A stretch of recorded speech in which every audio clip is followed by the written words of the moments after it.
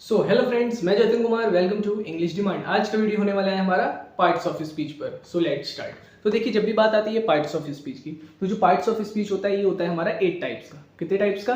8 types का। तो चलिए स्टार्ट करते हैं। So there are 8 types of parts of speech. Number 1 noun, number 2 pronoun, number 3 adjective, number 4 verb, number 5 adverb, number 6 preposition, number 7 conjunction and number 8 हमारा interjection. तो इन सारे parts of speech के बारे में अब हम लोग इसकी डेफिनेशन एंड इसके एग्जांपल्स डिस्कस करते हैं। तो चलिए अब इसको देखते हैं। सो फ्रेंड्स, अब इसको डिटेल में समझ लेते हैं। तो देखिए, सबसे पहले मैंने क्या लिया है? नाउन। नाउन क्या होता है? A noun is the name of a person, place और थिंग। देखिए, नाउन कुछ नहीं है। नाउन क्या है? सिर्फ एक नाम है किसी भी पर्सन का, किसी भी प्लेस का या किसी भी थिंग का। फॉर एग्जाम्पल, पर्सन को ले लेते हैं। पर्सन क्या है? हमारा एक नाम है, जैसे रवि या श्याम। इसी तरीके से किसी भी प्लेस को ले लेते हैं, जैसे दिल्ली या आगरा। इसी तरीके से किसी भी थिंग को ले लेते हैं, जैसे टेबल या चेयर। तो फ्रेंड्स, ये कुछ नहीं होता है। नाउन कुछ नहीं है, सिर्फ किसी भी पर्सन, प्लेस या किसी भी थिंग का नाम है। तो मुझे उम्मीद है आपको ये नाउन तो समझ में आ गया होगा। अब बात कर लेते हैं प्रोनाउन की। अब प्रोनाउन क्या है? अब pronoun is a word used instead of a noun. देखिए, नाउन की जगह पे जो शब्द या कोई भी वर्ड ऐसा यूज करा जाता हो जो नाउन की जगह पे यूज करा जाता हो, तो वो हमारा प्रोनाउन होता है। क्या लिखा है? A pronoun is a word used instead of a noun. Noun की जगह पर जो यूज करा जाता है कोई सा भी शब्द, वो हमारे सब क्या होते हैं? Pronoun. For example, I, we, you, they, he, she, it, this, that, each, every, etcetera. अब देखिए, जैसे मुझे राम लिखना है। राम क्या है? हमारा नाउन। या रवि लिखना है, तो रवि क्या है? हमारा नाउन। तो अब मैं रवि ना लिख के इसको क्या लिख सकता हूँ? ही लिख सकता हूँ। क्या लिख सकता हूँ? ही। तो मैंने रवि नहीं लिखा, ही लिख दिया, तो यहाँ पे ही हमारा क्या हो गया? प्रोनाउन। इसीलिए ये डेफिनेशन हमसे ये कहती है कि a pronoun is a word used instead of a noun.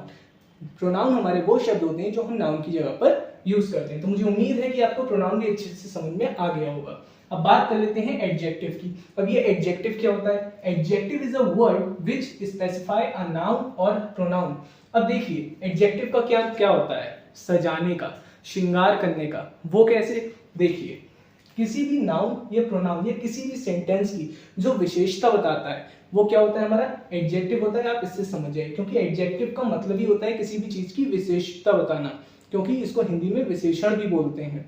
Adjective को हम लोग हिंदी में क्या बोलते हैं? विशेषण। और विशेषण का क्या काम होता है? किसी भी चीज की विशेषता बताना।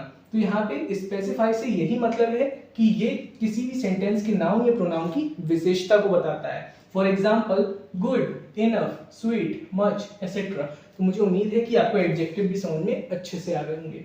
अब बात कर लेते हैं वर्ब की। अब ये वर्ब का काम क्या होता है? देखिए, अब verb is a word that does और से समथिंग अबाउट अ पर्सन और अ थिंग।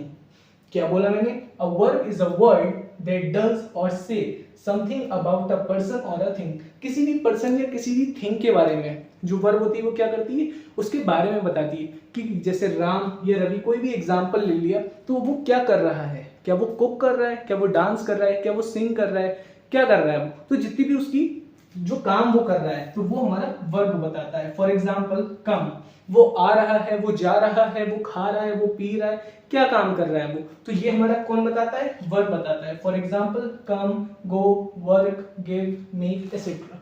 तो मुझे उम्मीद है आपको वर्ब भी अच्छे से समझ में आ गई होगी। तो चलिए अब एडवर्ब देख लेते हैं। तो देखिए, एडवर्ब क्या होते हैं? A word which add something to the meaning of a verb.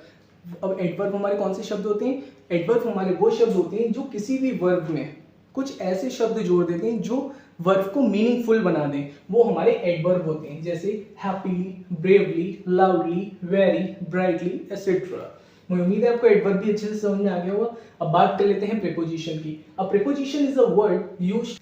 So preposition देख लेते हैं। तो देखिए, प्रीपोजिशन क्या होता है? A preposition is a word used to show relationship of a noun और a pronoun with another word in a sentence. इसका मतलब क्या हुआ? देखिए, प्रीपोजिशन कुछ नहीं है। Preposition is a word. Preposition सिर्फ कुछ शब्द हैं। कैसे शब्द हैं? यूज्ड टू शो रिलेशनशिप, जो सेंटेंस के नाउन या प्रोनाउन के बीच में क्या बताते हैं? रिलेशन बताते हैं। लिखा है ना, relation of a noun and pronoun. Noun and pronoun के बीच में क्या बताते हैं? रिलेशन बताते हैं विद अनदर वर्ड, कोई और शब्द जोड़ के in a sentence. For example, at, between, opposite, near, in, and, for, etcetera. तो अब कंजंक्शन देख लेते हैं। तो देखिए, कंजंक्शन क्या होते हैं? A conjunction is a word they join two words और सेंटेंसेस टुगेदर। अब देखिए आपको देख के ये तो समझ में आ गया होगा कि कंजंक्शन हमारे कौन से शब्द होते हैं। कंजंक्शन भी हमारे शब्द ही होते हैं। क्या लिखा है? Conjunction is a word. Conjunction कुछ ऐसे शब्द होते हैं दैट ज्वाइन टू वर्ड्स और सेंटेंसेस, जो किसी भी दो वर्ड या किसी भी दो सेंटेंसेस को जोड़ने का काम करते हैं, वो हमारे क्या होते हैं? Conjunctions. For example and, but, as, because, that, if, then, etcetera. तो मुझे उम्मीद है आपको कंजंक्शन भी अच्छे से समझ में आ गया होगा। तो चलिए नंबर 8 देख लेते हैं, इंटरजेक्शन। अब इंटरजेक्शन क्या होते हैं? And interjection is a word which express some sudden feelings और इमोशंस। अब देखिए इंटरजेक्शन से आप ये समझ जाइए, जब भी किसी इमोशन की बात हो, किसी भी रोना धोना, आश्चर्य, जलना, किसी भी जो भावनाएं होती हैं हमारी, जिसमें हमारे इमोशंस प्रकट होते हैं, वो हमारे कौन से होते हैं? इंटरजेक्शन। फॉर एग्जाम्पल हा, ओ, होर्रे, अलास, एसेट्रा। सो फ्रेंड्स, मुझे उम्मीद है कि आपको जितने भी इसमें पार्ट्स ऑफ स्पीच थे वो अच्छे से समझ में आ गए होंगे। पर उससे पहले अगर आप इन जितने भी पार्ट्स ऑफ स्पीच है, अगर आप इनके बारे में डिटेल में जानना चाहते हैं तो डिस्क्रिप्शन में मैंने लिंक डाल दिया है, आप वहां पे जाके भी देख सकते हैं। सो फ्रेंड्स, अगर आपको वीडियो अच्छी लगी हो और वीडियो अच्छे से समझ में आई हो तो वीडियो को लाइक करना ना भूलें। चैनल पे नए हो तो चैनल को सब्सक्राइब कर ले एंड अपने फ्रेंड्स के साथ शेयर जरूर करा करिए। Thanks for watching, bye.